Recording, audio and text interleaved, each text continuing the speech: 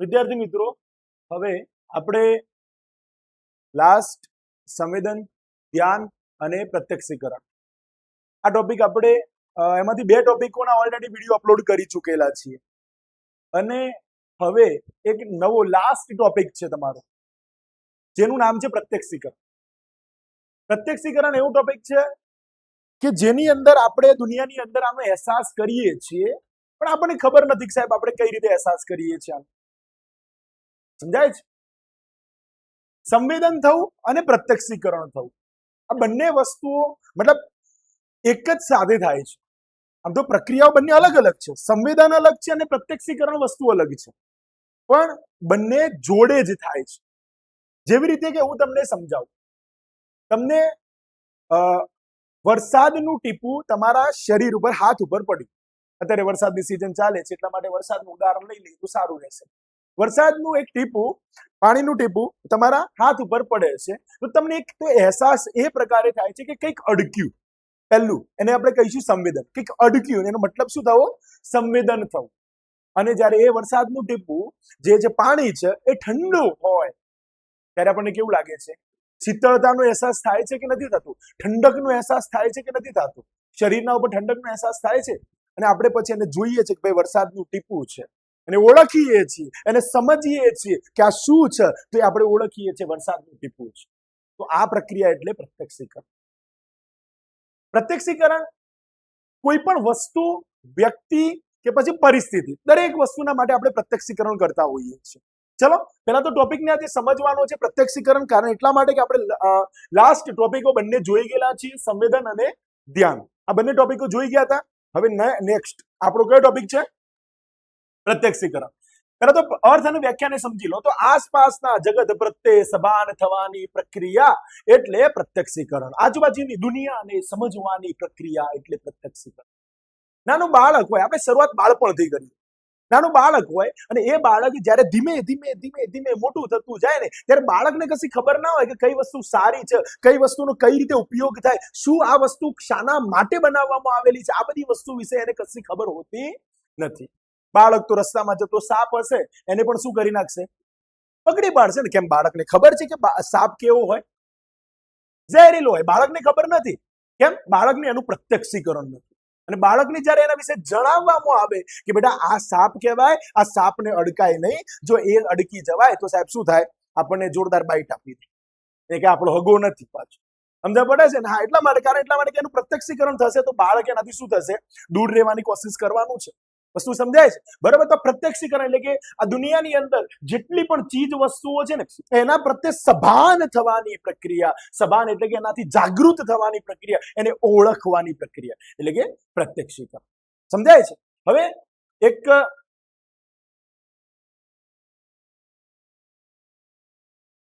આની અંદર જોઈએ. હવે તો એવું કહે છે કે જુદા જુદા સંવેદનોનું સંકલન કરી અર્થ તારવવું એટલે કે પ્રત્યક્ષીકરણ. સંવેદન કરતા પ્રત્યક્ષીકરણ જટિલ પ્રક્રિયા છે, ઓકવર્ડ પ્રક્રિયા છે, સમજવામાં ઓકવર્ડ આવે છે, પણ આમ તો આપણું મગજ તો એકદમ આસાનીથી કરી લે છે પ્રત્યક્ષીકરણ. માની લો કે તમે રસ્તા ઉપર જઈ રહેલા છો, રસ્તા ઉપર જઈ રહેલા છો ને તમને પાછળથી તમારો મિત્ર બૂમ પાડે છે અને તમે પોતે પહેલા તો સૌથી પહેલું શું થશે? જેવી એને બૂમ પાડી કે તમે પહેલું શું કર્યું? સાંભળ્યું. સાંભળવું એટલે સાંભળ્યું એટલે શું કર્યું? સંવેદન થયું પહેલા તો. હવે સાંભળ્યું એટલે કે સાંભળવાનો અવાજ તમારા મગજ સુધી ગયો. હવે મગજ ત્યાં તર રિએક્ટ કરશે, આઉટપુટ આપશે. કેવી રીતે આઉટપુટ આપશે? ભાઈ કોનો અવાજ?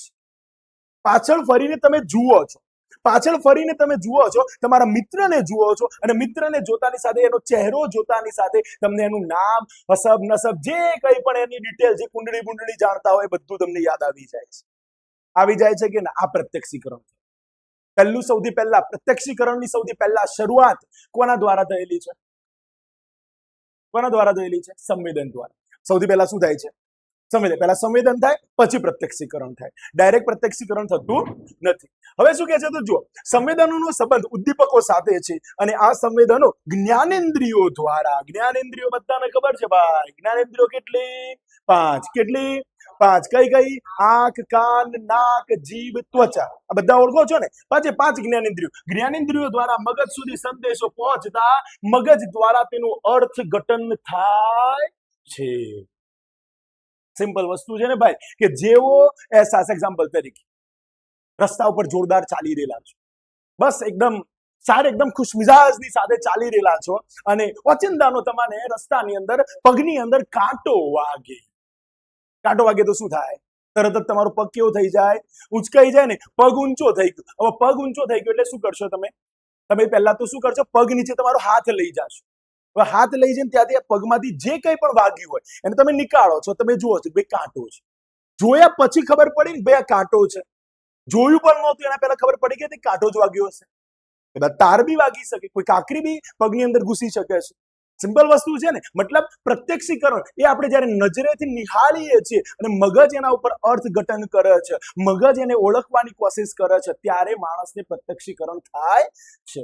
બરાબર. અને જો આ વ્યાખ્યાઓની વાત કરીએ તો આમાં વ્યાખ્યાઓમાં મોસ્ટ આઈએમપી વ્યાખ્યા છે મિત્રો H.E. ગેરેટની. H.E. ગેરેટ નામના મનોવૈજ્ઞાનિક છે. H.E. ગેરેટ નામના મનોવૈજ્ઞાનિકે પ્રત્યક્ષીકરણની વ્યાખ્યા આપેલી છે. શું વ્યાખ્યા આપેલી છે? જેના દ્વારા આપણે પદાર્થને તેના યથોચિત સ્વરૂપમાં મતલબ શું થાય? જે વસ્તુ જેવી છે એવી ને એવી જ એને ઓળખવી. જે વસ્તુ જેવી છે ને એને એવી ને એવી જ ઓળખવી. એક્ઝામ્પલ તરીકે તમે કોઈક જગ્યાએ જાઓ છો, કોઈક જગ્યાએ ગયા, મતલબ એક્ઝામ્પલ તરીકે તમને ઓટો કાર આપેલી હોય, ઓટો કાર જેના અંદર ઘેર બેર કશું હોય નહીં. બરાબર. એ ગાડીની અંદર તમને બેસાડવામાં આવે, ડ્રાઈવ કરવા માટે બેસાડવામાં આવે. તો સૌપ્રથમ તમારો પ્રશ્ન એ હશે કે સાહેબ આને હું કઈ રીતે ચલાવું અને કઈ રીતે આગળ વધારું, કઈ રીતે પાછળ લઈ જાઉં, કઈ રીતે આને મુવમેન્ટ કરાવું. આ બધા પ્રકારના પ્રશ્નો તમારા મગજમાં થવાના કે ના થવાના? હવે તમને સૌથી પહેલા તમે અંદર બેસેલા છો, તમને ખબર જ નથી સાહેબ ગાડી ચલાવવી કઈ રીતે.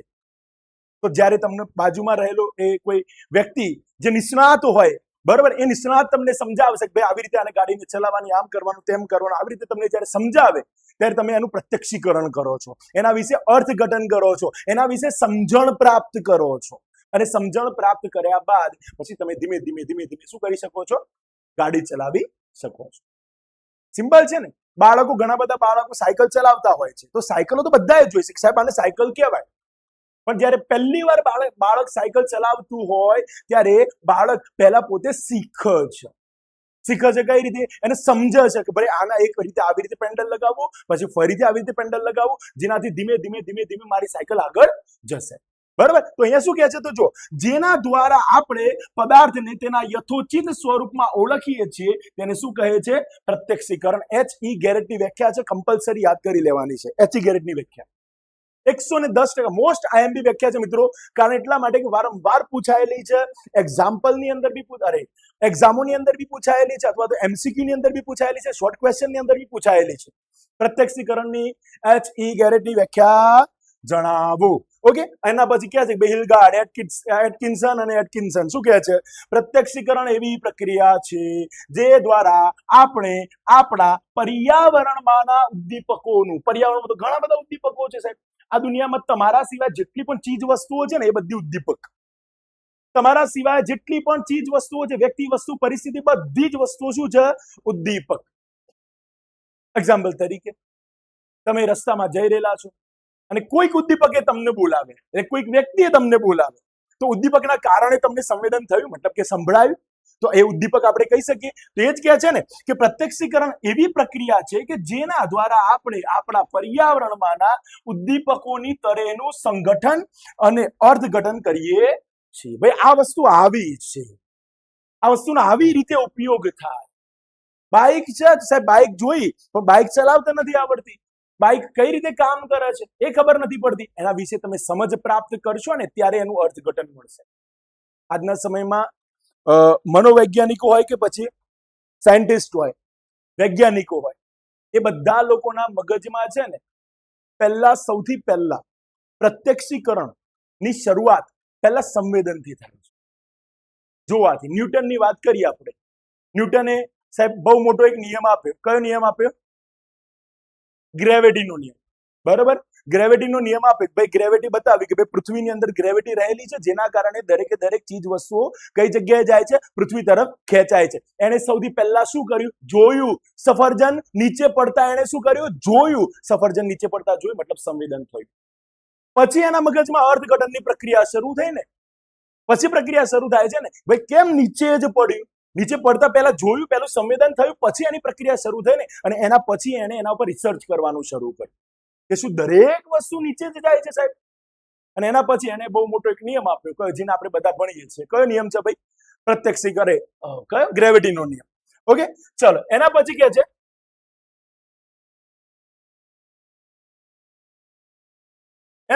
સંવેદનો દ્વારા જ્ઞાનેન્દ્રિયો પર અસર કરતા કોઈ પણ પદાર્થ કે પરિસ્થિતિનું તાત્કાલિક જ્ઞાન એટલે પ્રત્યક્ષીકરણ. સીધું એક નાનકડું તમારા બધાના લાઈફ ને લગતું એક ઉદાહરણ આપી દઉં. એક્ઝામ્પલ તરીકે તમે બધા જ મિત્રો અત્યારે ક્લાસરૂમની અંદર નાના નાના બાળકોની માફક બાળકો પોતે મસ્તી કરતા હોય ત્યારે કેવા પ્રકારનું પ્રત્યક્ષીકરણ થાય તો સમજાવો. એક બાળક આગળ બેસેલું છે ને પાછળથી કોઈક બાળકે આમ કરીને પાછળ હાથ લગાવે, આમ ટપલી લગાવે, બરોબર? તો પાછળ તરત જ બાળક જુએ છે ને કે કોણ છે, તરત જ પ્રત્યક્ષીકરણ કરવાની કોશિશ કરે છે કે નથી કરતું, તરત જ સમજવાની કોશિશ કરે છે કે નથી કરતું. સમજાય છે? સંવેદન તો થઈ ગયું, અડક્યું, એ સંવેદન તો થઈ ગયું, પણ સાહેબ કોણ છે એ જોવાની કોશિશ કરે છે. તત્કાલીન પ્રક્રિયા છે ને પાછી. તો એટલા જ માટે કહે છે કે કોઈ પણ પદાર્થ કે પરિસ્થિતિનું તત્કાલીન જ્ઞાન એટલે પ્રત્યક્ષીકરણ. કોઈ પણ પરિસ્થિતિ હોય સાહેબ, એ વિશે તરત જ એના વિશેની માહિતી મેળવવાની જે પ્રક્રિયા છે, ઇન્સ્ટન્ટ માહિતી મેળવવાની જે પ્રક્રિયા છે ને, એને શું કહેવામાં આવે છે? શું કહેવામાં આવે છે? શું કહેવામાં આવે છે? પ્રત્યક્ષીકરણમાં સમજ પડે છે સાહેબ? જોયું, કોણ છે, કેવું છે, શું છે, આ બધી વસ્તુને જાણવાની પ્રક્રિયા એટલે કે પ્રત્યક્ષીકરણ. સમજ પડે છે? હવે જો ઉપરોક્ત વ્યાખ્યાઓના વિશ્લેષણ કરતા જોવા મળે છે કે પ્રત્યક્ષીકરણ એ સંવેદનોનું અર્થપૂર્ણ સંગઠન છે. જે વસ્તુનું સંવેદન થાય છે, એક્ઝામ્પલ તરીકે પાટણની બાજુ આપણે જઈ રહેલા હોય અને આપણે બસની અંદર સૂઈ ગયેલા હોય, બરોબર? ત્યાં ઊંઝા આવે છે. ઊંઝા માર્કેટ તમને બધાને ખબર છે. શાનું માર્કેટ છે? જીરાનું જોરદાર માર્કેટ ત્યાં જોવા મળે છે, બરોબર? હવે ત્યાં જેવા ત્યાંથી નીકળો છો ને, તમારા નાકની અંદર એક સ્મેલ આવે છે, જીરાની સ્મેલ આવે છે. અને સ્મેલ આવે છે તો એ સ્મેલ પહેલું તો સંવેદન થયું ને, સ્મેલનું શું થયું? સંવેદન થયું ને. સંવેદન ક્યાં જાય છે? મગજ સુધી. હવે મગજને કહે છે કે ભાઈ જીરાની સ્મેલ આવી. તરત જ મગજ એના ઉપર રિએક્શન આપે છે. શું રિએક્શન આપે છે? ભાઈ તો પછી આપણે ઊંઝામાં છીએ. સમજ પડી? હવે માણસ હજુ તો સુઈ રહેલો છે, માણસ હજુ તો આંખો ખોલી નથી, છતાં પણ એ પોતે તરત ઇન્સ્ટન્ટ પોતે પ્રતિક્રિયા આપે છે. કેમ પ્રતિક્રિયા આપે છે? કારણ કે એને ખબર છે સાહેબ આ જીરાની સ્મેલ કઈ જગ્યાએ જોવા મળે છે વધારે પ્રમાણમાં, કઈ જગ્યાએ? ઊંઝાની અંદર જોવા મળે છે. સ્મેલ આવે છે તો વસ્તુ એ કહે છે પ્રત્યક્ષીકરણ એક જટિલ માનસિક પ્રક્રિયા છે અને પ્રત્યક્ષીકરણ વડે જુદી જુદી જ્ઞાનેન્દ્રિયો દ્વારા વિશ્વના પદાર્થો વાસ્તવિક પરિચય થાય છે. આખી દુનિયાના જેટલા પણ પદાર્થો છે ને, દરેક વસ્તુઓનો વાસ્તવિક પરિચય કરવો હોય તો એક શાના દ્વારા થાય છે? પ્રત્યક્ષીકરણ દ્વારા. અને એ પ્રત્યક્ષીકરણ વડે જુદી જુદી જ્ઞાનેન્દ્રિયો દ્વારા એ વાત કરી ચૂક્યા કે વિશ્વના પદાર્થોનો વાસ્તવિક પરિચય થાય છે, જે પરિચય વિશિષ્ટ છાપ ઉપસાવે છે. તમને બધાને ખબર છે સાહેબ કે 4 પગ હોય, કલર એનો કાળો હોય અને દૂધ આપે છે. કોણ હશે? બેસ, બરોબર? હવે બીજા એવા અત્યારના સમયના ચોમાસાની સિઝન ચાલે છે તો એક કદ એનું મોટું છે, પીંછા એના બહુ મોટા છે અને કલરનો એ જોરદાર છે, મોર. ખાલી મેં એના ગુણ ગણાવ્યા અને તમે પોતે શું કહી દીધું? એનું નામ આપી દીધું. કઈ રીતે? એનું પ્રત્યક્ષીકરણ તમે લોકો કરી ચૂકેલા છો એટલા માટે. વિશાળ કદ છે એનું, 4 એના પગ છે, સૂંઢ એની કોણ? હાથી. ખાલી સૂંઢનું નામ પડતાની સાથે તમે જવાબ આપી દીધો ને. કેમ સાહેબ? કારણ એટલા માટે કે આ વસ્તુ જે લક્ષણો છે ને, એ લક્ષણોનું તમારા મગજે શું કર્યું? કેપ્ચર કર્યા, લક્ષણોને ભેગા કર્યા અને ભેગા કરીને પછી તમને જણાવ્યું કે ભાઈ આ વ્યક્તિ આ જ હશે, અથવા આ વસ્તુ આ જ હશે, અથવા આ પરિસ્થિતિ આવી જશે. સમજ પડે છે ને? હવે આ પ્રત્યક્ષીકરણ કહીએ કે ના કહીએ? આને કહી શકાય ને પ્રત્યક્ષીકરણ. જો હવે એના પછી કહીએ કે પ્રત્યક્ષીકરણની પ્રક્રિયા કઈ રીતે થાય છે? કઈ રીતે થાય છે? જો કે જ્ઞાનેન્દ્રિયો દ્વારા ઉદ્દીપકોનો અનુભવ થાય. પહેલું તો શું થાય? જ્ઞાનેન્દ્રિયો દ્વારા ઉદ્દીપકનો અનુભવ થાય. નાક દ્વારા સ્મેલનો, આંખ દ્વારા જોવાની પ્રક્રિયા, ચામડી દ્વારા ટચ થવાનો અહેસાસ થાય છે કે નથી થતો? બરાબર. હવે શું કહે છે? તો જ્ઞાનેન્દ્રિયો દ્વારા ઉદ્દીપકનો અનુભવ થાય તે તો સંવેદન છે, અને તેનું અર્થઘટન થાય. અર્થઘટન થવું મતલબ એના વિશેની સમજણ પ્રાપ્ત થવી. સમજાય છે? કહેવાનો મતલબ એ છે કે કોઈ પણ વસ્તુ જોવું અને પછી એક નાનકડું ઉદાહરણ. માર્કેટની અંદર આપણે જાતા હોઈએ, બરોબર? તો માર્કેટમાં તો હજારો માણસો હોય છે. શું દરેક માણસના સામે જોઈને આપણે આમ હાથ ઊંચો કરીએ છીએ ખરા? નથી કરતા ને. કેમ? કારણ કે આપણું મગજ દરેક માણસોને ઓળખતું નથી. તો હવે આપણો કોઈ મિત્ર માર્કેટની અંદર મળી જાય તો તરત જ તમારું મગજ ત્યાં શું કરે છે? પ્રક્રિયા કરે છે અને સમજવાની કોશિશ કરે છે. તરત જ તમારો મગજ કહે છે કે ભાઈ હાથને કહે છે કે ભાઈ હાથ ઉઠાવ અને એને રિએક્શન આપ. પ્રત્યક્ષીકરણ. જે વસ્તુને તમે જાણો છો, જે વસ્તુને તમે ઓળખો છો, એના સામે જે તમે પ્રતિક્રિયા આપો છો તે. હવે જો શું કહે છે?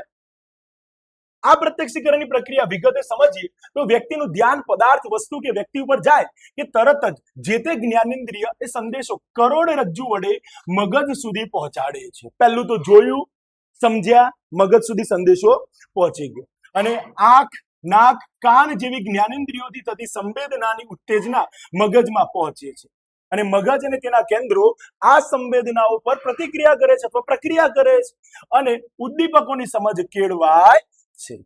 સિમ્પલ છે. તમારા જોડે 5 જ્ઞાનેન્દ્રિયો છે: આંખ, કાન, નાક, જીભ, ત્વચા. આના દ્વારા જસ્ટ તમને સંવેદન થાય છે, અહેસાસ થાય છે.